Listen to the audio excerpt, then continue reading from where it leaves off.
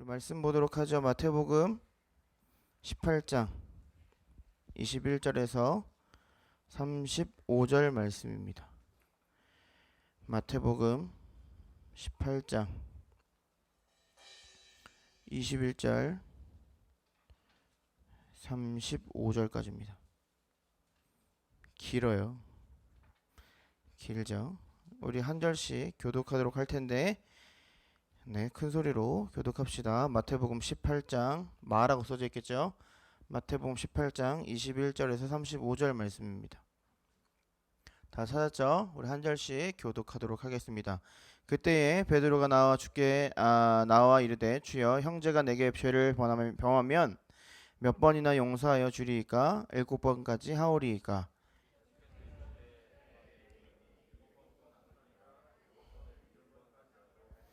그러므로 천국은 그 종들과 결산하려 하던 어떤 인군과 같으니 갚을 것이 없는지라 주인이 명하여 그 몸과 아내와 자식들과 모든 소유를 팔아 갚게 하라 하니,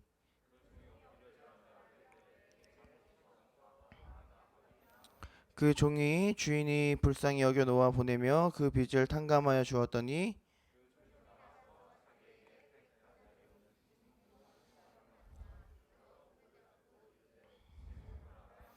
그 동료가 엎드려 간구하여 이르되 나에게 참아 주소서 갚으리이다 하되, 그 동료들이 그것을 보고 몹시 딱하게 여겨 주인에게 가서 그 일을 다 알리니,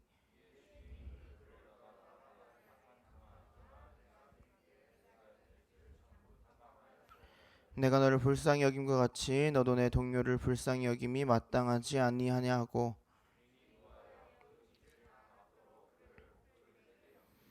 같이 읽습니다. 너희가 각각 마음으로부터 형제를 용서하지 아니하면 나의 하늘 아버지께서도 너희에게 이와 같이 하시리라. 아멘. 오늘 말씀 제목 같이 한번 읽어볼까요? 시작. 품어야 합니다. 오늘 주연이가 인도를 했어요. 그 이유는 시연이가 늦잠을 잤기 때문이에요. 시연이가 늦잠을 잤는데 평택에서 와야 되기 때문에 시간을 맞출 수가 없대요. 아침 7시 반에 시연이가 연락이 왔어요. 전사님 어떡해요? 몰라, 니네 알아서 해. 근데 주연이가 갑자기 본인이 하겠대요. 우리 주연이 박수 한번 쳐줍시다. 뭐 주연이가 혼날 거라고 이야기했는데 본인이 어떻게 했으니까 혼날 거라는 걸 알겠죠. 근데 뭐 별로 혼내고 싶은 마음도 없고요. 잘했어요. 그 항상 건강한 음식만 먹을 수 없고 불량식품도 먹어야 살 수 있는 것처럼 재밌었어요. 주연이가 알 거예요. 이제 전사님이 얼마나 앞에서 힘든지, 전사님이 그 뛰게 하는 게 얼마나 어려운 일인지 주연이가 알았을 겁니다. 그 쉽지 않습니다. 어차피 우리 주연이가 다시 한 번 더, 우리 수고한 주연 다시 한 번 더 큰 박수 줍시다. 자, 오늘 본문에서 주인공이 누굴까요? 오늘 본문에서 주인공 오늘 본문에서 누가 예수님께 물어봐요? 베드로가 물어봅니다. 오늘 본문에서 베드로는 예수님께 물어봐요. 예수님, 나를 화나게 하는 사람이 있는데 그 사람이 그 사람한테 내가 몇 번까지 용서를 해줘야 합니까? 물어봐요. 베드로는 매우 다혈질인 사람입니다. 매우 감정적인 사람이에요. 그런 성향을 가진 베드로가 물어본다는 것은 내가 얼마나 용서를 해야 그 사람이 나에게 죄를 지어도 내가 그 사람을 용서하지 않아도 당당합니까? 정당합니까? 물어보는 거예요. 내가 언제까지 참아야 합니까? 냐고 물어보는 거예요. 그 다음부터는 내가 용서 안 해도 되죠? 정당성을 예수님께 물어보고 있는 거예요. 자기도 용서하지 않는 그 행동이 올바르지 않다는 걸 알기 때문에 예수님한테 너가 그 정도 하면 됐어 라는 그 정당해 라는 그 판정이 듣고 싶었던 거예요. 이 상황을 봤을 때 베드로는 정말 용서하기 싫었던 사람이 있었던 것 같아요. 그런데 예수님이 뭐라고 말씀하셨냐? 22절 보면, 성경책 한번 볼까요? 22절. 7번뿐 아니라 7번을 70번까지도 하래요. 당시의 유대인 선생님들은 딱 3번만 용서하라 그랬어요. 3번만 용서하면 너 할 일 다 한 거야. 그러니까 3번 지나고 그 사람이 또 똑같은 죄를 지으면 너 용서하지 않아도 돼. 3번 참은 것만 해도 넌 충분히 대단한 일을 한 거야. 그렇게 유대인 선생들은 가르쳤어요. 그런데 예수님은 뭐라고 말씀하셨냐면 7번을 70번까지 하래요. 몇 번이에요 그러면? 490번이에요. 그러면 무슨 말이에요? 베드로야, 너한테 이 사람이 잘못을 해서 490번을 너가 용서하면 491번째는 너가 용서 안 해줘도 된다, 이런 뜻일까요? 490번은 너가 무한 용서하라는 거예요. 용서의 끝이 없다고 예수님께서 말씀하시는 겁니다. 끊임없이 용서하라고 말씀하신 거예요.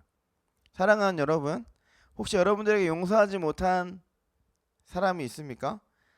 이 말을 들었을 때 제일 먼저 생각나는 사람이 혹시 있지 않습니까? 저는 있었어요.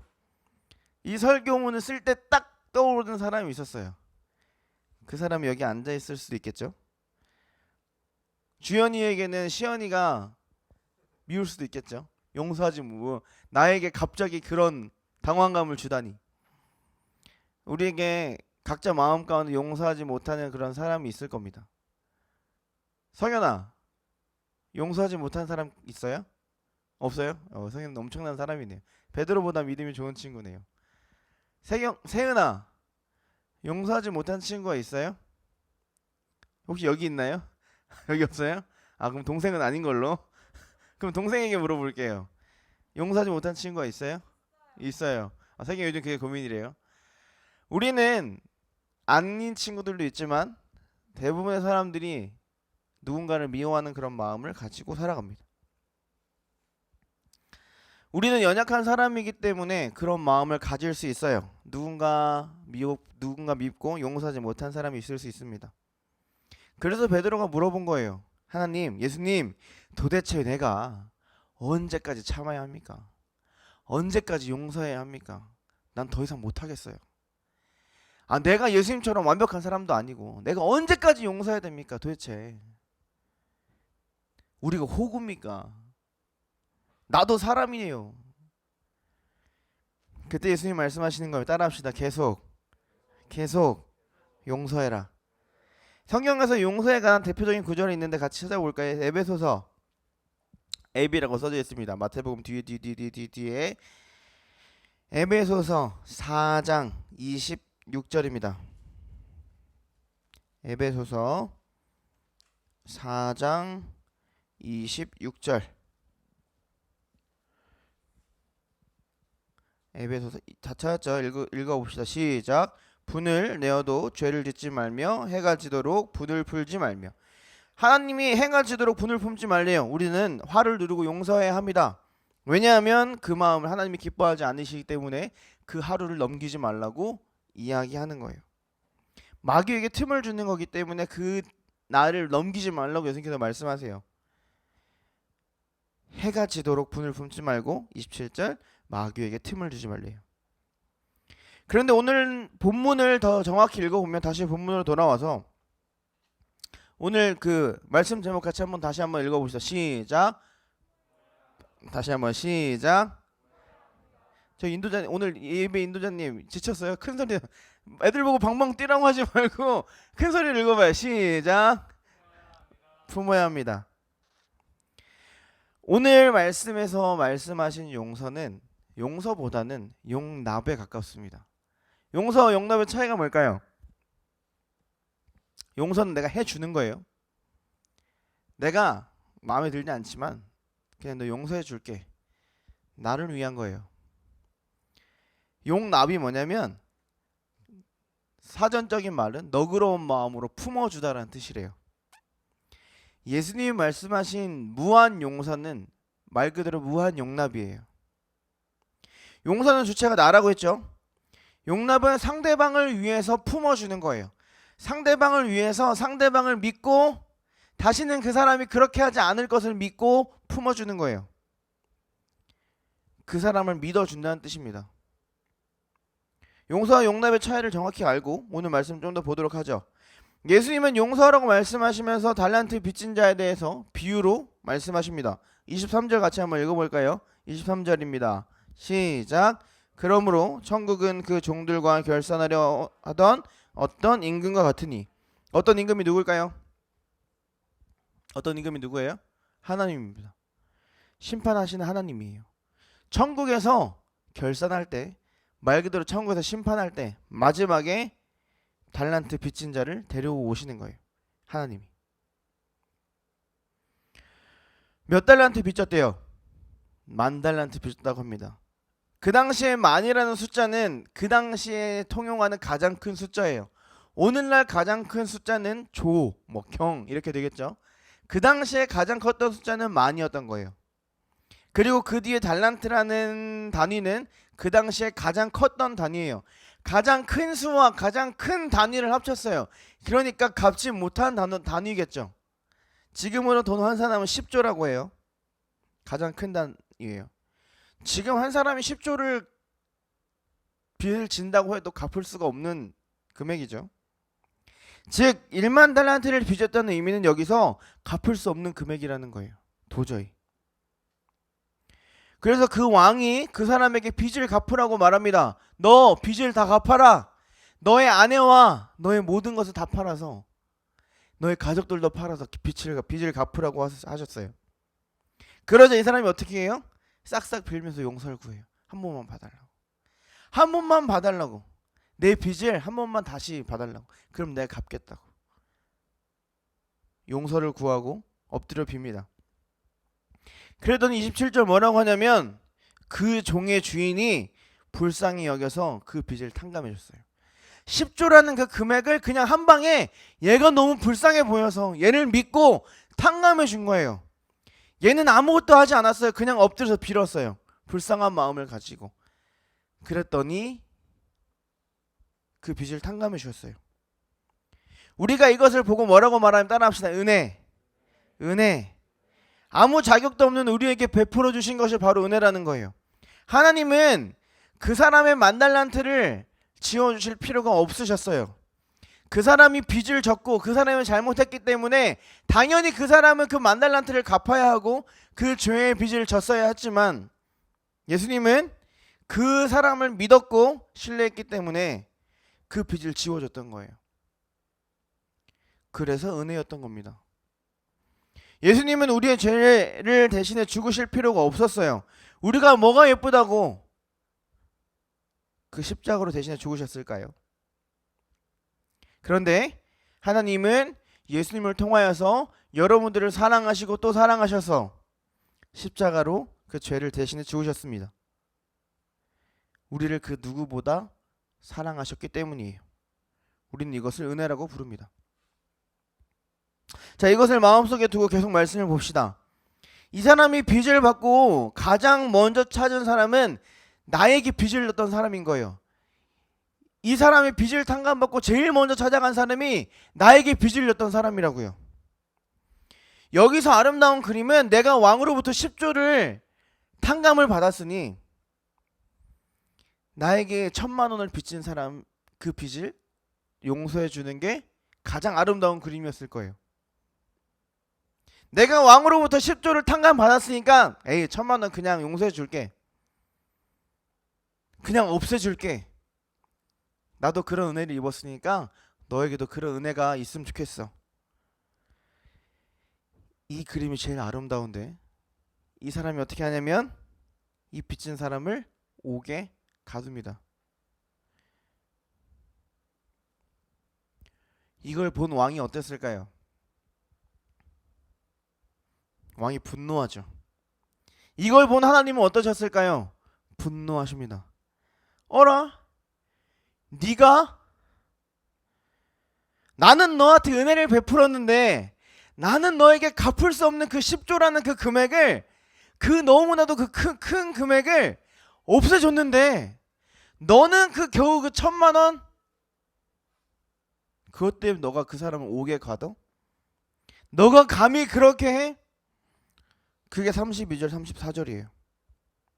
내가 너를 불쌍히 여겨같이 너도 내 동료를 불쌍히 여김이 마땅하지 아니하느냐? 너도 그렇게 했어야 되지 않느냐? 그런데 주인이 노하여 그 빚을 다 갚도록 그를 옥졸들에게 넘겼어요. 무슨 말이냐면 하나님이 왜 꾸짖으시냐면 그 왕이 왜 화를 내냐면 내가 너를 불쌍하게 생각해서 내가 너를 긍휼히 여겨서 너를 용서해 줬는데 은혜를 베풀었는데 너는 고작 그 돈이 아까워서 너의 동료를 용서하지 못하는구나. 너가 입은 은혜를 너는 모르는구나.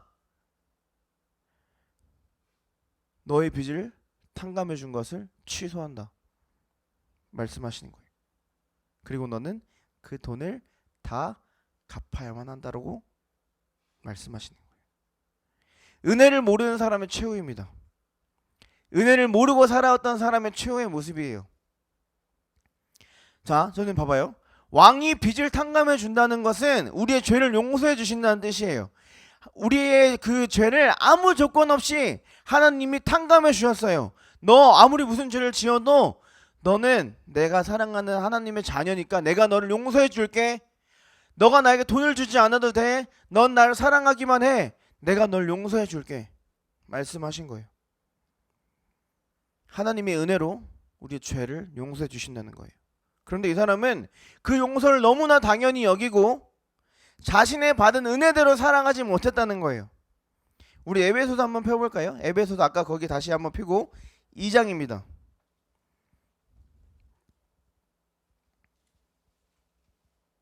8절 2장 8절 우리가 잘 아는 성경 구절일 수 있어요. 2장 8절입니다. 같이 한번 읽습니다. 시작. 너희는 그 은혜에 의하여 믿음으로 말미암아 구원을 받았으니 이것은 너희에게서 난 것이 아니요 하나님의 선물이라. 하나님의 뭐라고요? 선물이래요. 너희로부터 난 것이 아니래요. 너희가 잘해서 받은 게 아니에요. 너희가 구원을 받은 건, 너희가 죄를 사함을 받은 건, 너희의 죄가 다 없어진 이유는 너가 잘해서 그런 게 아니라 너희로부터 난 게 아니라 하나님으로부터 난 거래요. 선물이래요. 계속해서 이야기했죠. 선물은 아무 대가 없이 받는 게 선물이에요. 내가 이렇게 할 테니까 너 이거 줘. 이건 뇌물이죠. 선물이 아니에요. 그런데 구원은 선물이래요.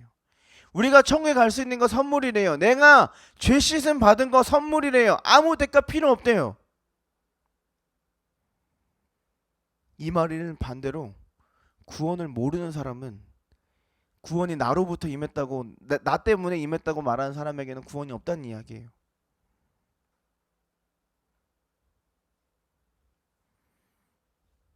그러면서 오늘 본문 같이 한번 다시 한번 더 앞으로 넘어가 봅시다. 오늘 앞으로 성경 계속 왔다 갔다 하는데 마태복음 18장 오늘 마지막 절입니다. 35절 같이 읽습니다. 시작. 너희가 각각 마음으로부터 형제를 용서하지 아니하면 나의 하늘 아버지께서도 너희에게 이와 같이 하시리라. 무슨 말이에요? 너희 그렇게 안 하면, 너가 형제한테 그렇게 용서하지 아니하면 내가 너한테 똑같이 그렇게 하겠다는 거예요. 엄청 무서운 말씀입니다. 너희가 만약 형제를 용서하지 않으면 내가 너에게 죄를 베풀었던 것처럼 너가 그 은혜를 기억하지 못하고 그 사람에게 용서를 베풀지 아니하면 내가 너희에게 용서하지 않겠다는 거예요. 사랑하는 여러분, 우리는 하나님으로부터 값없는 은혜로 구원을 받았습니다. 하나님의 값없는 은혜로 우리는 죄사함을 받았습니다. 아무런 자격도 없는 우리가 단지 하나님이 우리를 사랑하셨다는 그 이유 하나만으로, 하나님이 우리를 택하셨다는 그 이유 하나만으로 구원을 받았어요. 죄사함을 받았습니다. 너 전에는 더러웠지만 내가 너 사랑하고 내가 너 택했으니까 넌 이제는 더 이상 죄인이 아니야. 너에게 죄가 없어. 아무도 그 죄를 너에게 책임 묻지 못할 거야. 내가 너 용서해줬다. 내가 너의 죄를 사한다. 그렇게 선물을 받았어요. 하나님이 나를 사랑하신다는 그 이유 하나만으로 예수님이 십자가에 못 박혀 돌아가셨고 그 죽으심으로 말미암아 나는 구원을 얻었어요. 그게 은혜이고 선물이라는 거예요. 그런데 은혜로 구원받는 우리의 삶을 한번 돌아봅시다. 오늘 본문에 나와 있는 이 사람 같지는 않습니까? 오늘 본문에 나와 있는 이 베드로 같지는 않냐는 거예요. 하나님의 용서는 하나님이시니까 완벽하신 분이시니까 나한테 그렇게 해주신 건 당연한 거야. 하지만 난 인간이니까, 난 연약한 사람이니까 그렇게 못해. 그렇게 합리화하고 있지는 않냐는 겁니다. 베드로처럼 내가 몇 번까지 용서해야 합니까? 라고 물어보는 그 베드로처럼 난 할 만큼 했어. 나는 제가 아무리 잘못을 저질러도 나는 할 만큼 용서했어. 그러나 2번이 지나면 또 너가 그 잘못을 저지르면 난 널 용서해 줄 수가 없어. 나한테 와서 빌어도 소용없어. 내가 용서하지 않는 건 당연한 거야. 라고 혼자 정신승리하고 있지 않냐는 겁니다. 예수님은 그런 우리에게 말씀하세요. 계속 용서해라. 내가 너희를 용서했는데, 아무 대가 없이 용서했는데, 내가 죽으면서까지, 내가 십자가에서 그 고난을 당하면서까지 너희를 사랑해서 구원했는데 너희는 고작 그 친구의 허물 하나를 보지 못해서 너가 죽어가는구나. 마음 아파하시는 거예요.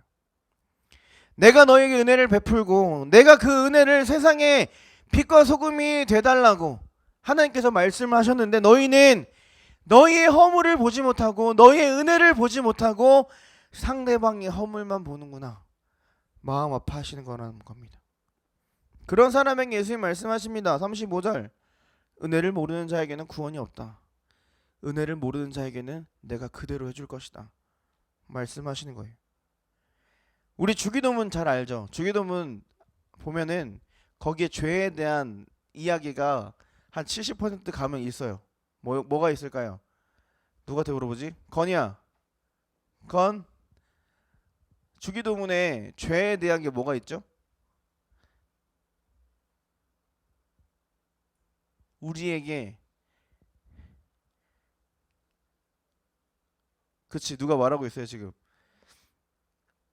뭐예요? 우리에게 죄 지은 자를 사하여 준 것처럼 우리의 죄를 사하여 주옵시고. 자, 우리가 알고 있는 은혜의 법칙대로 이야기하면 이 순서가 반대가 돼야 돼요. 하나님이 나에게 은혜를 주셔서 내 죄를 사하여 주신 것처럼 내가 내게 죄 지은 자를 사하여 주게 해주세요. 이게 순서가 맞는 건데 어떤 사람 이게 순서가 맞는, 이게 주기도문 잘못됐다고 말하는 사람도 있어요. 아니요, 주기도문 잘못되지 않았어요. 그 순서가 맞는 겁니다. 나에게 죄질을 사하여 나에게 죄 지은 자를 사하여 준 것 같이 우리의 죄를 사하여 주옵시고. 무슨 말이에요? 35절 말씀입니다. 내가 은혜를 입은 내가 하나님께, 내가 나에게 죄 지은 자를 내가 용서해 줄게요. 하나님, 그러니까 나에게 죄를 사해 주세요.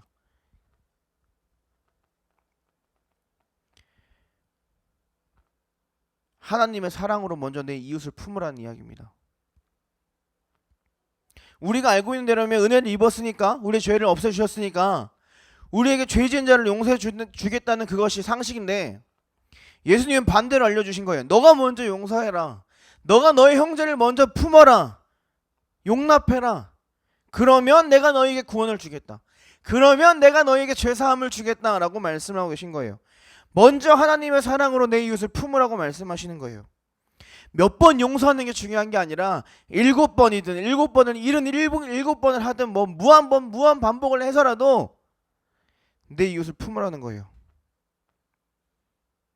그냥 억지로 기꺼이 용서하지 말고,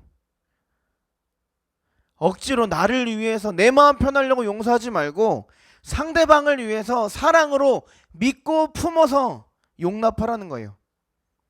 그때 우리의 죄를 사하여 주신대요. 하나님의 사랑은, 하나님의 용서는 당연하지 않습니다. 하나님의 용서는 예수님의 죽음이라는 고귀한 대가를 치르고 생긴 은혜입니다. 하나님의 용서는 당연하게 오지 않습니다. 죽음과 맞바꾼 것이 용서이고 용납이에요. 사랑하는 여러분, 예수님처럼 사랑하는 여러분들이 되길 축복합니다. 예수님처럼 용납하는 여러분들이 되기를 축복합니다.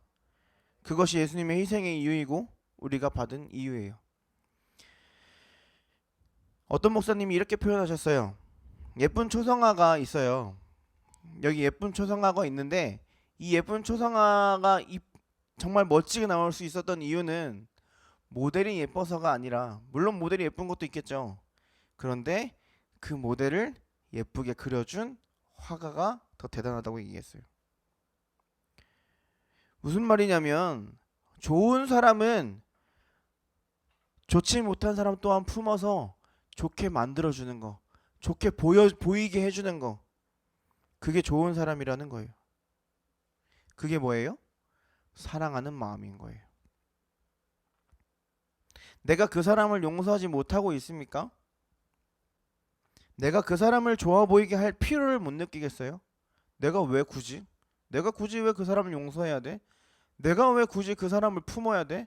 왜? 난 사람인데? 난 하나님이 아닌데? 사랑의 마음이 내 마음에 없는 겁니다. 즉, 나에게 하나님이 주신 은혜가 거기까지 미치지 못한다는 거예요.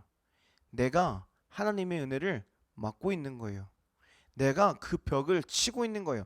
그 사람 때문에 처진 게 아니라 내가 그 벽을 치고 있는 거라고요. 나 안 사랑할 건데? 나 용서 안 할 건데? 내가 왜? 그런데 오늘 말씀에선 정반대의 이야기를 하고 있지 않습니까? 용서해라. 내가 너를 사랑한 것 같이 너도 그 사람을 사랑해라. 용서해라. 품어라. 이해하고 계신 거예요. 내가 받은 은혜를 잊고 살고 있지 않습니까? 그러면 그 사랑이 더 나아가지 않을 겁니다.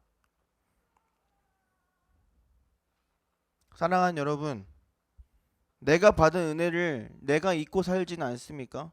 오늘 받은 이 은혜를 내가 살아가면서 내가 하나님과 받은 그 은혜를 여러분 스스로 벽을 치고 있지 않냐는 거예요. 그러면서 내가 하나님으로부터 받은 용서도 까먹고 있지는 않습니까? 하나님 분명 나에게 죄를 사해 주시겠다고 말씀하셨는데 그 용서를 내가 스스로 막고 있지 않냐는 겁니다. 그렇다면 우리가 누군가를 용서하는 것은 불가능해요. 하나님이 말씀하신 것처럼 품는 건 불가능합니다. 누군가의 허물을 용납하고 품어주는 것은 불가능하다는 거예요. 당연히 그런 마음을 품은 사람이 나 기독교인이야 라고 한다면 상대방은 하나님을 싫어하겠죠. 상대방은 하나님을 받아들이지 않을 겁니다. 베드로처럼 그런 마음 가지고 있으면 아무리 예수님 잘 전해봐야, 아무리 예수님의 기적을 행해줘 봐야 그 사람은 예수님께 돌아오지 않습니다. 왜냐? 베드로 때문에. 그런 행동을 보인 베드로 때문에 그 상대방은 예수님께 돌아오지 않을 겁니다. 자, 바꿔서 생각해 봅시다. 내가 베드로예요. 내가 그 사람을 용서하지 못해요. 그럼 그 사람이 하나님께로 돌아올 일은 없을 겁니다. 적어도 여러분 때문에 하나님께 돌아올 일은 없을 거예요. 마지막으로 용서는 내가 주는 거예요. 내가 하나님으로 받았던 그 은혜를 가지고 내가 그 사람을 용서해 주는 겁니다. 내가 품어야 해요. 예수님의 사랑으로. 용납은 그 사람을 믿고 사랑해서 품어주는 거예요. 사랑하는 여러분, 하나님의 죄사함을 입은 여러분, 은혜와 사랑으로 품어져서 구원받은 여러분, 우리는 세상을 품어야 해요. 우리는 세상을 용납해야 합니다. 오늘날 많은 아픔들이 있어요. 전사님은 그 교회 밑에 저 붙여져 있고 엘리베이터 안에 붙여져 있는 그 10장짜리의 그 포스터를 보면서 느꼈어요. 무슨 말을 하는지 알겠어요. 그 포스터가. 아, 그치, 우리 왜 종교만 그러냐, 부당하다고 생각할 수 있어요. 그쵸, 부당한 거 부당한 거예요. 그런데 되게 마음이 아팠어요. 그냥 왜 이렇게까지 해야 할까? 왜 세상과 우리는 적대를 하고 있을까? 왜 우리와 세상은 싸우고 있을까? 되게 마음이 아팠습니다. 조심스럽기도 했어요. 우리가 이렇게 분노하고 부당하다고 소리치는 것 때문에 혹시나 그 사람들이 우리를 더 안 좋게 보지는 않을까 겁나기도 했습니다. 왜냐하면 오늘 말씀에 하나님은 그 세상을 품으라고 말씀하셨기 때문이에요. 그 사람이 뭐라고 하든 간에 용서하고, 그 사람이 뭐라고 하든 용납하고, 하나님이 주신 그 사랑으로 그 사람들까지 끌어안으라는 거예요. 그런데 과연 우리는 지금 끌어안고 있는지, 그 사람들에게 칼을 겨누고 있는지, 여러분들의 말과 행동으로 어떻게 하고 있는지 돌아봤으면 좋겠습니다. 우리는 세상을 용납해야 돼요. 뭐로? 그리스도의 사랑으로. 그리스도의 사랑으로 그 사람들을 끌어안아야 나도 하나님께로 더욱더 가까이 가고 그 사람도 하나님께 더욱더 가까이 갈 줄 믿습니다. 그때 세상이 하나님께로 더 가까이 오게 될 줄 믿습니다. 세상을 용납하고 예수님의 사랑을 나타내며 살아가는 우리 중고등부 친구들이 되기를 소망합니다. 싸우지 말고, 나는 완전하지 않다는 이유로 용서 안 하려고 뻗팅기지 말고, 그냥 내가 마음에 안 들어서 그냥 싫어 안 할 건데 뻗팅기지 말고, 오늘 예수님 말씀하셨던 것처럼 7번을 70번까지도 용서해서 그 사람을 사랑으로 품는 우리 중고등부 친구들이 되기를 주님의 이름으로 축복합니다.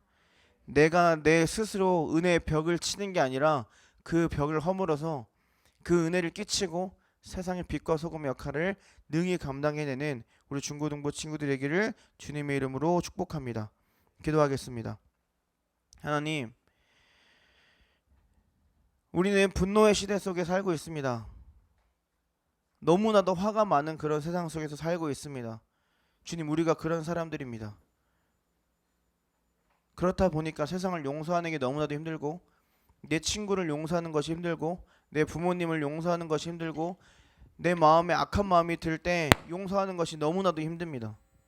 주님, 그렇지만 오늘 말씀하셨던 것을 다시 붙잡고 또 붙잡아서 하나님이 주신 그 은혜를 널리 끼치고, 그 은혜가 끼치려고 하는 그 방향을 내가 그 벽으로 막고 있다면 그 벽을 허무는 시간 될 수 있도록, 결단난 시간 될 수 있도록 인도하여 주시옵소서. 내가 마음속에 아직도 미워하는 사람이 있습니다. 주님, 주님이 주신 그 사랑으로 그 벽을 허물게 하시고, 하나님 말씀하셨던 것처럼 우리에게 죄 지은 자를 사하여 준 것 같이 이 문장이 우리의 처음 마음이 될 수 있도록 인도하여 주시옵소서. 그때 우리에게 구원의 그 은혜가 더욱더 강력히 임하게 될 줄 믿습니다. 주님, 내가 하나님 만나고 싶습니다. 내가 예수님의 그 은혜를 경험하고 싶습니다. 그렇게 마음을 먹는 친구들에게 하나님의 용서를 먼저 베푸는 그런 은혜가 먼저 임할 수 있도록 인도하여 주시고, 그 친구들에게 하나님의 그 은혜와 사랑이 가득할 수 있도록 또한 인도하여 주시옵소서. 또 세상이 많이 어렵습니다. 교회와 세상이 싸웁니다. 서로 정당하다는 이유로 싸우고 있습니다. 서로 부당하다는 이유로 싸우고 있습니다. 하나님, 코로나19를 주신 이유는, 아니 코로나19를 허락하신 이유는 우리에게 분쟁이 있게 하기 위함도 아니고, 우리에게 다툼이 있게 하기 위함도 아니고, 오직 우리가 하나님을 더 바라보고 기도해야 하기 때문에 우리에게 코로나19를 허락하신 줄 믿습니다. 더 이상의 분쟁을 멈추고, 더 이상의 싸움을 멈추고, 서로 품고 포용하고 서로를 아끼며 사랑하는 그런 그리스도인 될 수 있도록 인도하여 주시옵소서. 그때 세상도 하나님의 은혜로 회복될 줄 믿습니다. 사람의 힘으로 회복되는 것이 아니라 은혜로 회복될 줄 믿습니다. 주님, 우리 가운데 은혜와 평안이 넘치게 하여 주시옵소서. 우리 친구들 또한 학교에서 많은 어려움과 많은 혼란 가운데 살고 있습니다. 주님, 그 가운데서도 주님이 주신 평안과 은혜를 가지고 살아갈 수 있도록 역사하여 주시옵소서. 주님께서 언제나 우리와 함께 하실 줄 믿사오며 예수님의 이름으로 기도하옵나이다. 아멘.